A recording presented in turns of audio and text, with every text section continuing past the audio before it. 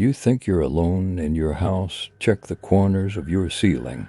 If the shadows seem to be dripping, it's already too late. Welcome back to the dark side of the screen. I'm your narrator, and tonight we're diving into a tale that will make you want to nail your closet doors shut.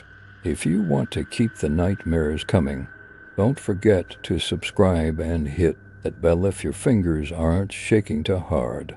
The silence in the new house wasn't peaceful. It was heavy, like a lung full of water. Elias sat in the kitchen. The only sound the rhythmic tink, tink, tink of a loose pipe. Then a voice drifted up from the floorboards.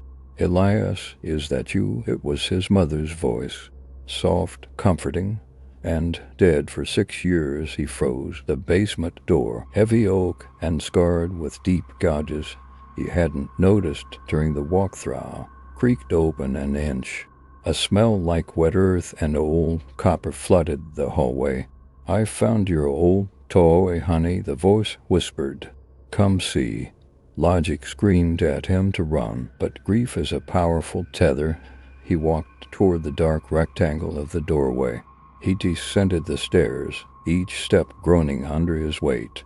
At the bottom, in the flickering amber light of a dying bulb, sat a wooden chair. On the chair sat a ventriloquist's dummy he didn't recognize. Its jaw hung slack, and its glass eyes were fixed on the stairs. But as Elias stepped closer, he realized the dummy wasn't wood. It was stitched together from graying skin, and its eyes weren't glass, they were wet, blinking human orbs. Elias, the dummy, said, but its mouth didn't move. The sound came from the shadows behind the chair. A hand too long, with too many knuckles, reached out from the darkness and gripped the dummy's neck. A face followed, a pale, lipless thing with a mouth full of needle teeth. It pulled the doll closer to its chest and giggled in his mother's perfect soprano. I needed a new voice, the creature hissed, its own throat clicking like a beetle. Yours sounds so delicious. The basement door slammed shut above him. The light bulb shattered. In the pitch black, Elias felt a cold, multi-jointed finger trace the line of his jaw.